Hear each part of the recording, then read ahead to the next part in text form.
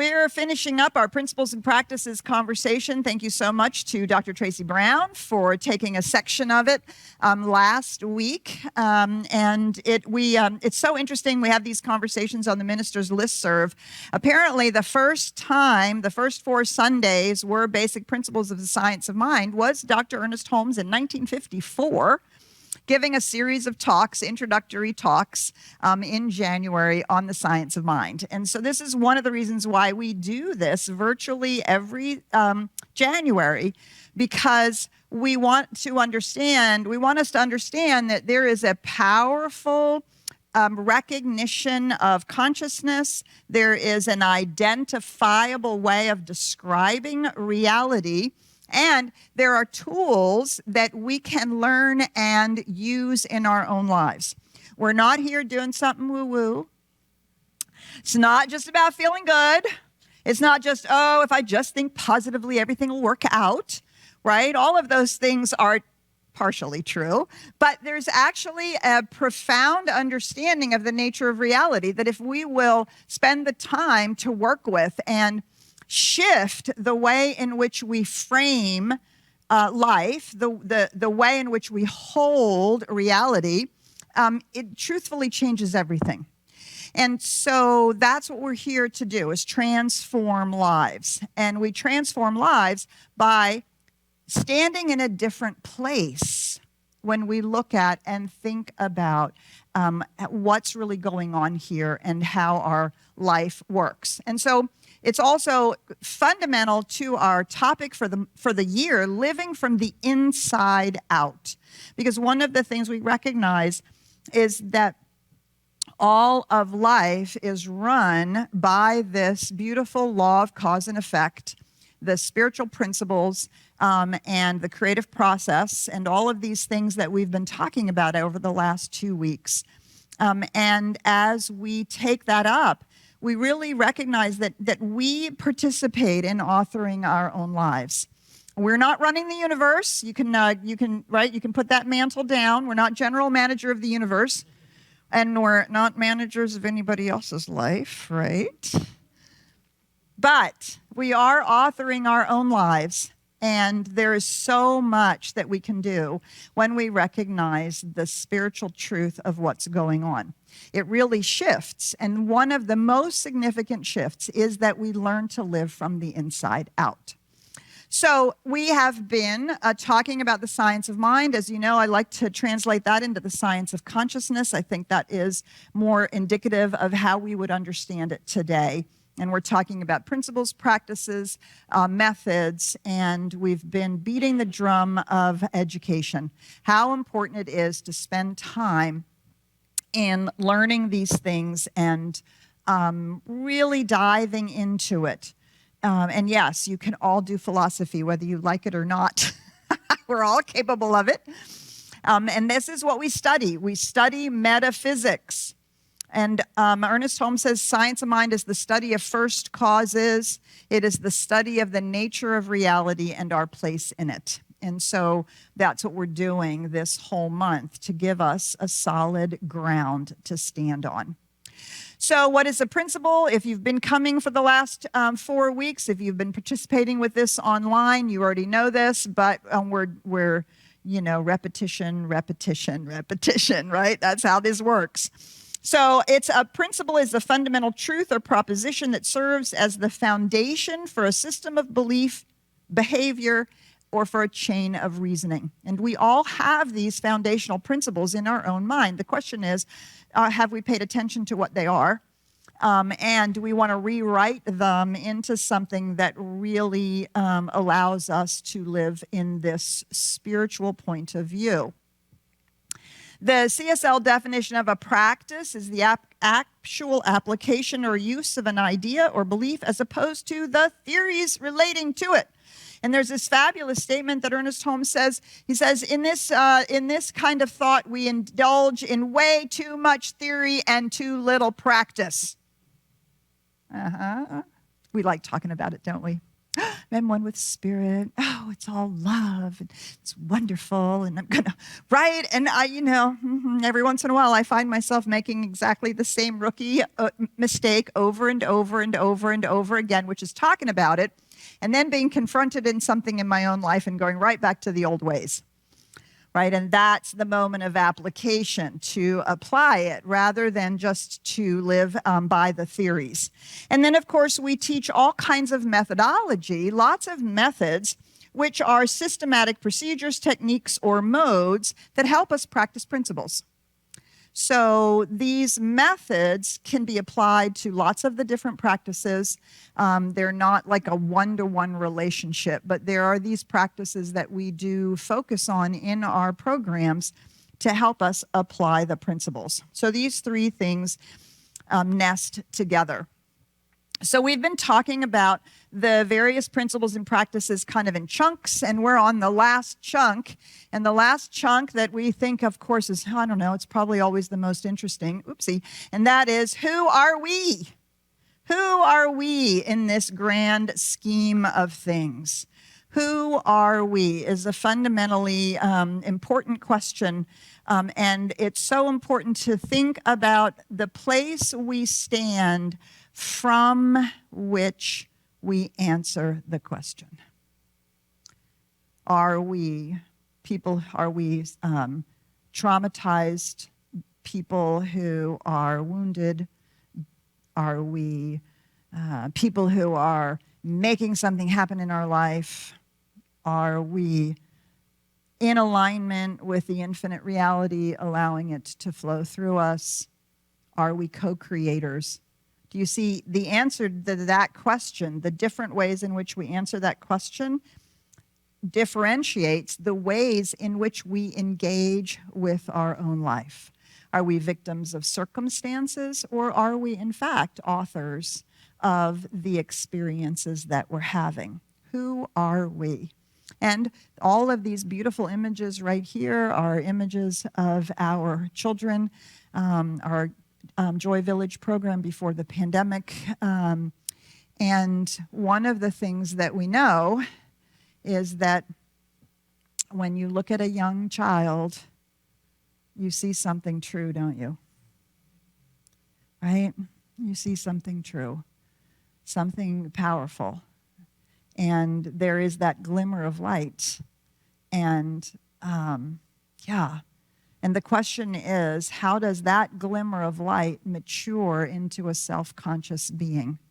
Because I don't know about you, but I certainly felt over the course of my childhood, I felt that light grow dim. And actually, I felt the need to protect myself. I learned at 4 years old that I did not live in a safe universe, that my home was not safe, and that my light was not appreciated. And so I learned how to cloak that. I watched my son do that, even though he was raised in the science of mind, when he when he hit middle school. When he hit middle school, I watched that protective cloak begin to grow. And it's part of the developmental process. We have to find ourselves as individual human beings so that we can grow back into the light. But the point then is, as adults, to do it consciously. And if we can give our children a leg up like we do in Joy Village, while my son had a very difficult 10 years, right, that light is returning now, but he's choosing it. Do you see the difference? Yeah, right. Who we are as self-conscious beings who choose the light, not because we unconsciously are the light, but because we have been through the darkness. And we choose the light. Thank you so much, Cleo, for singing that song. Right? Over and over and over and over again, this is our choice. And so we have some principles that help us ground in the idea that this is not just, oh, isn't it nice to think that's who we are? But to actually describe the nature of reality as we understand it. So our answer to who we are is the principle of that we are spiritual beings. We are spiritual beings. That is the truth of who we are.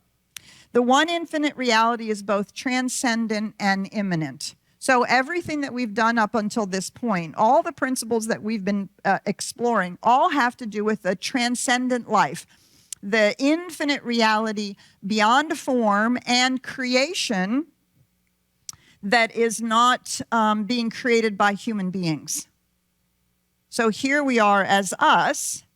The infinite reality is both transcendent and immanent, right? So we recognize this beautiful statement, the highest God and the innermost God is actually one God. Whether we are pointing to the mystery out here or the essential truth of who we are, we're actually pointing to the same thing. One is universal, one is individualized. Individual human beings are spiritual beings living in a spiritual universe, having a human experience. This is actually our true nature. And so our job is to wake up in consciousness to have this experience, to recognize this reality. And one of the best ways in which we do this, right, is we move into nature. We remember when we talked about creation is beautiful and it's fundamentally good. And it is an expression of the divine. It is an expression of life, wanting to be all that it can be. Well, we're that in microcosm. And many of you know we just came back from a 10-day trip or 8-day trip in Costa Rica. We took our spiritual group. We went on a sacred travel. It's basically we go on retreat. We just go to cool places. And we go to have these amazing experiences. And so we spent 3 days in the tropical jungle of Costa Rica, and the plants and the animals and seeing the sloth and seeing these itty-bitty little green frogs, this big with their big red eyes and their big red feet. We did a night walk through the jungle, and it was like, oh my God, it was magic. It was magic. And we were a part of it, right? And so when we can experience our oneness with nature, we begin to reveal to ourselves, oh, that's right. That's our true nature too. And if we can look at a waterfall or a sunset or a little itty-bitty frog or this night walk was really mind-blowing. So this little purple snake kind of curled up on this little branch, this little purple iridescent snake. It was like, why does it have to be so beautiful? Well, why not? Because it is beautiful. Do you see? And when we can see it, we're not the great exception, right? We're not left out of the equation. And we're the place where consciousness can see that beauty. I'm not certain that the frog looks into the little pond and says, wow, you look pretty cool today. I love your green. But could I have blue eyes? I don't really like the red. I don't think the frog is doing that. I think the frog is just being beautiful. Just being itself, doing its thing, right? And so consciousness is now revealing itself in an individualized way so that this beauty can be seen and known and expressed and experienced. This is our true nature. Our biology is the vehicle through which this true nature is expressed. We need our biology to function in the space-time continuum. But it is not our true nature. It is the way in which we are embodied and experiencing and expressing in this particular life. And so the next principle of who we are is that fundamentally we are free. Freedom is the birthright of every individual. We are free to choose and create our experience of life, regardless of the circumstances. Now, does this mean circumstances don't impact us? Of course not. But we are free to choose how we engage, how we respond, and how we co-create what's going on, right? All the way from changing our perspective. Think about Viktor Frankl's beautiful book, Man's Search for Meaning, speaking from the Holocaust, from the Nazi concentration camp, and writing, they can take everything away from me, but they cannot take my dignity. as a human being. That is being an author of one's own life, right? Everything from changing one's perspective to having something going on and absolutely trusting and expecting that good will come of it, to deciding to co-create something entirely different, to co-creating a life that is filled with meaning and contribution and the expression of our own personal skills, right? All of those things constitute our freedom. And we are free to tell the story that we are limited victims, bound by our circumstances, unable to be or do any different. We are also free to do that. That's what freedom means. We are free to make a mess with our life. That's freedom I can do without. And yet, our freedom to make messes is the very thing that allows us to go, oh, that was a mess. Maybe I shouldn't do that again. That's not actually the kind of life I want to have. Do you see the very freedom to use these laws and to understand who we are allows us then to learn and grow as spiritual beings having this human experience. And so when we can really get a hold of our freedom, whether it's the freedom to think a new thought, or it's the freedom to take a new road, or it's a freedom to make a new choice, do you see these freedoms? This is the freedom that we want to consciously exercise as spiritual beings. And when we do that, then we achieve a state called heaven. And on the east, in the West, we call it heaven. In the East, they call it enlightenment. It is that state where our true nature is forever on display, and it is the place from which we live. Heaven or enlightenment is the state of the awareness of our true nature, that the truth of our being is actually more causal than the trauma. The truth of our being is actually more causal than the diagnosis. The truth of our being is actually more causal in the creation of something new than our fear. Do you see? It is the state of awareness of our true nature. We experience our true nature to the degree we become conscious of it. That's why we have all the practices, is to help us become conscious and to fully experience this true nature. We actively seek to know the true nature of each and every individual and celebrate each individual's unique expression of it, right? That's what it means to be radically inclusive. That's what it means, to recognize the true nature of each and every individual and to celebrate that and the expression of that. And this experience... This sentence doesn't make sense. So this is a typo. Sorry about that. This experience of our true nature is sure to be attained by all. I don't know how that by all got up there. Actually, it should be at the end of the sentence. Yeah, Petra didn't have her slides proofed, right? That's what this will tell you. This experience of our true nature is sure to be attained by all. Right, so we understand heaven to be a state of consciousness. It is something that is available right here and right now, and nobody is excluded. Nobody is excluded, ever. And this idea that it's true, it's bound to be attained by all, is fundamentally predicated on our final principle, the principle of eternal life. The one infinite reality is eternal. We believe in the eternality, the immortality, and the continuity of the individual forever and ever expanding. This is why we know it's sure to be attained by all, because we have eternity. We do. Now, this doesn't mean we should be apathetic about this life, right? Because every move into greater consciousness makes a difference in the revelation of our true nature and in our ability to experience and co-create beautiful expressions of life.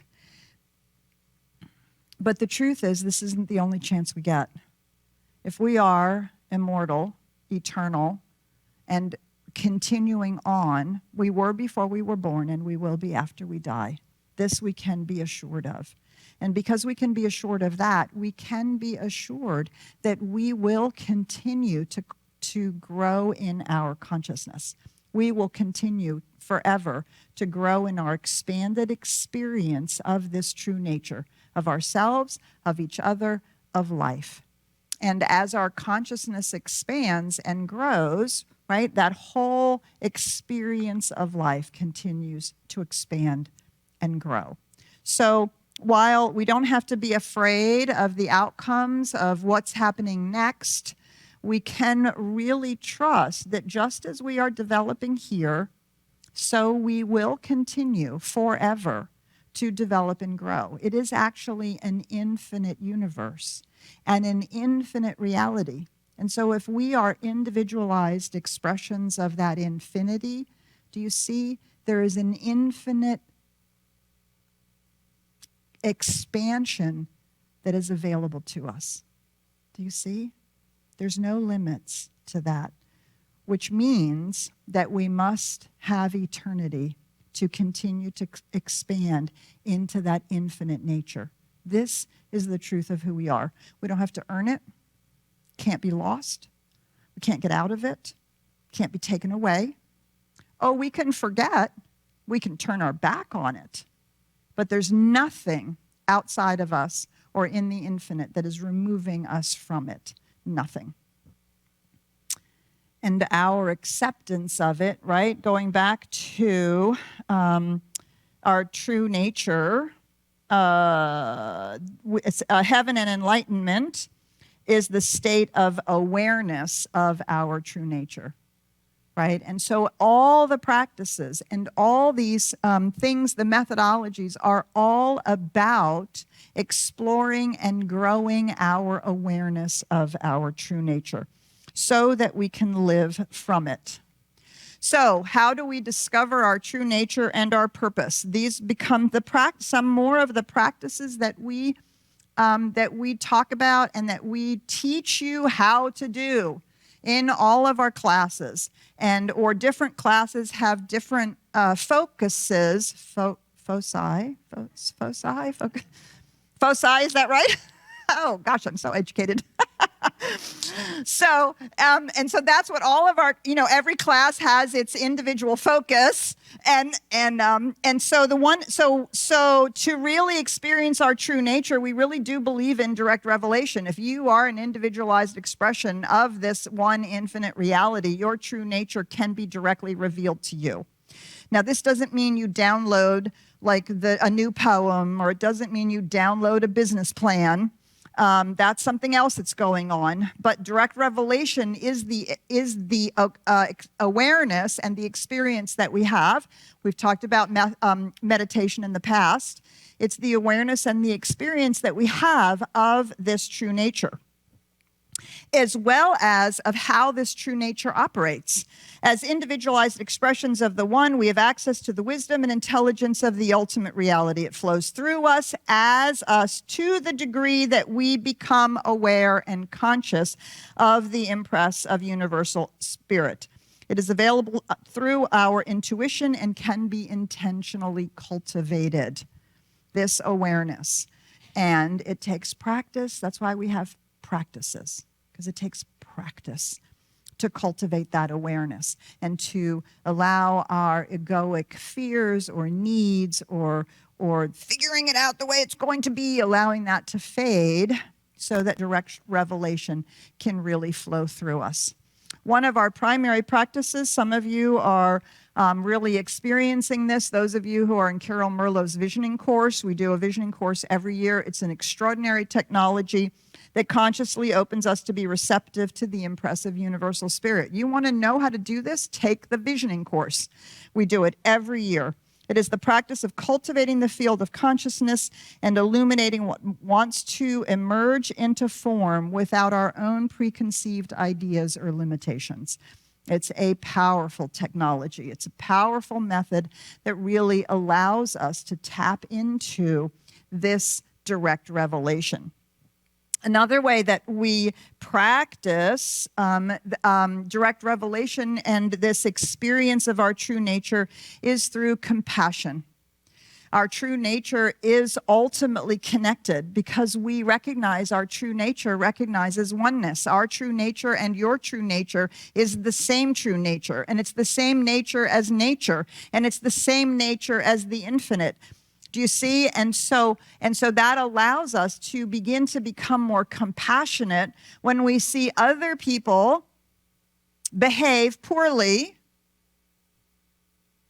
because we get to go, I recognize that behavior. Why do I recognize it? Ooh, man, I remember what it was like to be that afraid, or that anxious, or that needing to control, or that, oh yeah, And if we can begin to do that with others, then we can also become more self-compassionate and recognize when our humanness has got a hold of us, right? And recognize that we are coming from our humanness as opposed to from our true nature. Compassion respects and honors the true nature of others, all life, and ourselves. It claims the same good for others that we expect for ourselves. It is the practice of joining personal responsibility with social conscience for the good of all. It's one of the reasons why this year we'll be doing a lot of consciousness-raising work. We'll be walking the labyrinth for peace, for inclusion, and for Mother Earth. We'll be doing consciousness-raising events for the political system in this year's election cycle so that we can express from our true nature and invite the true nature of the individualized expressions of each human being to actually be revealed and to really bring that compassionate, loving presence forward. And so these are ways in which we practice being spiritual beings, living in heaven and enlightenment, and recognizing the eternality and the continuity of every soul as a precious and unique expression of the one. So, yeah, compassion has some of its methods as well, a little more challenging. Forgiveness is a huge opportunity for the expression of compassion for ourselves and for others. It's the process of releasing hurts, judgments, or agreements, which allows us to see the universal spirit in everyone, including ourselves, as well as sacred service, a way by actively serving others, as well as seeking to bring the CSL global vision in a world that works for everyone to reality, to co-create those things.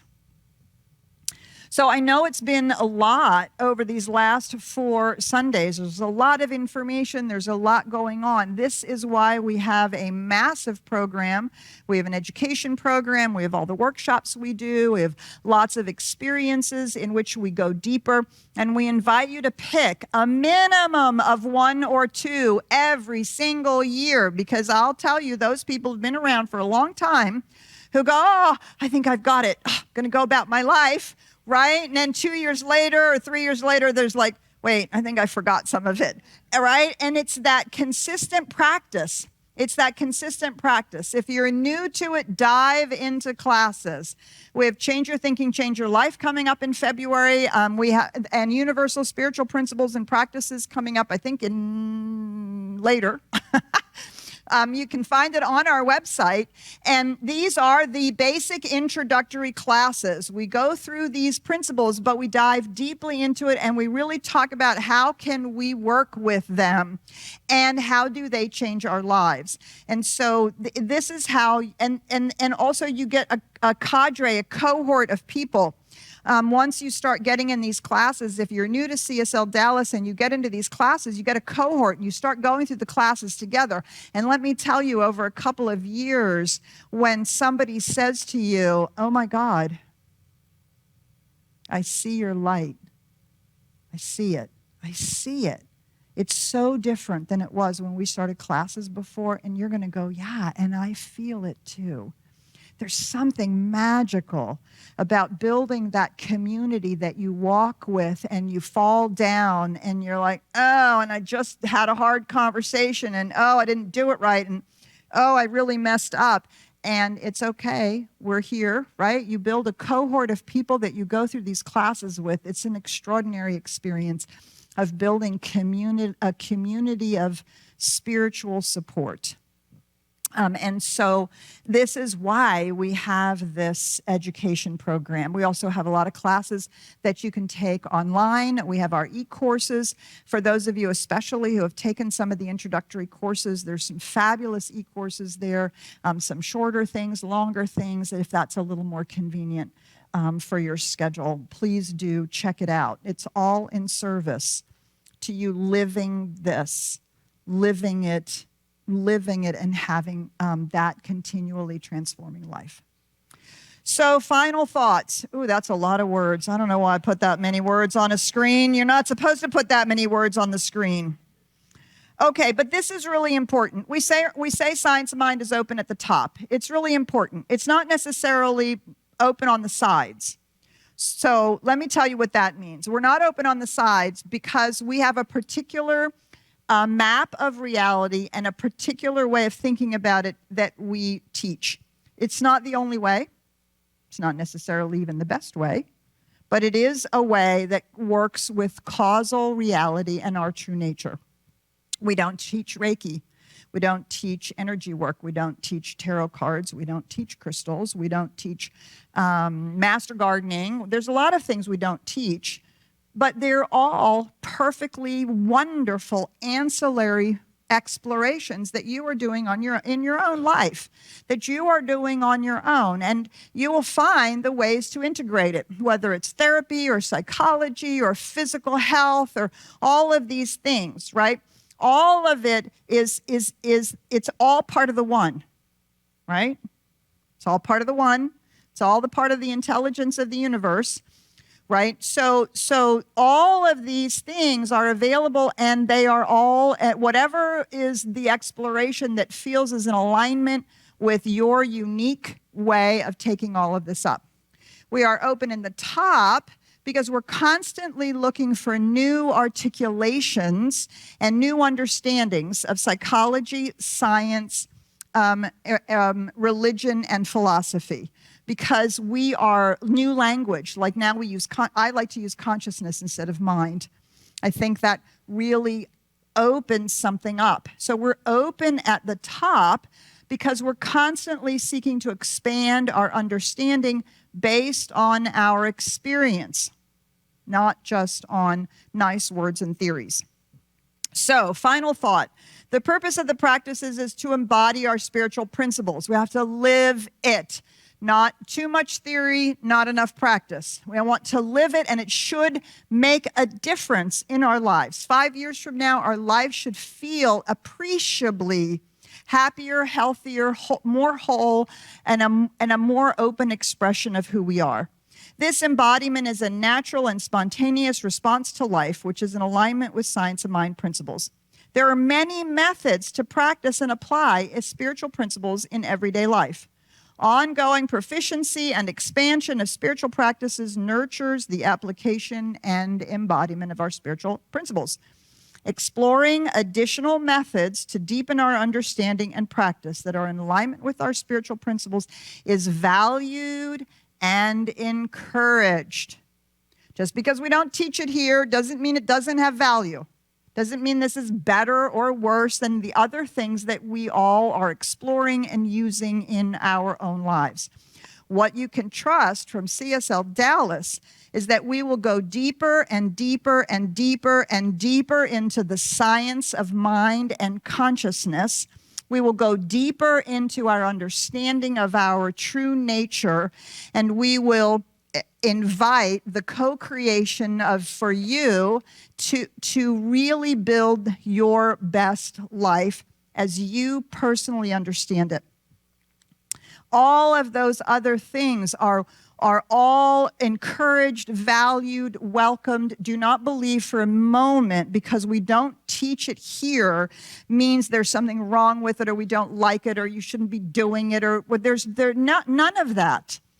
Right? But we have learned that we're good at one thing, and what we're really, really good at is the teaching and practicing of the science of mind. And what I know from my own personal life, it saved my life. It saved my life. It taught me who I am. Gave me belonging. Gave me peace. and work that I've loved for so many, many, many years.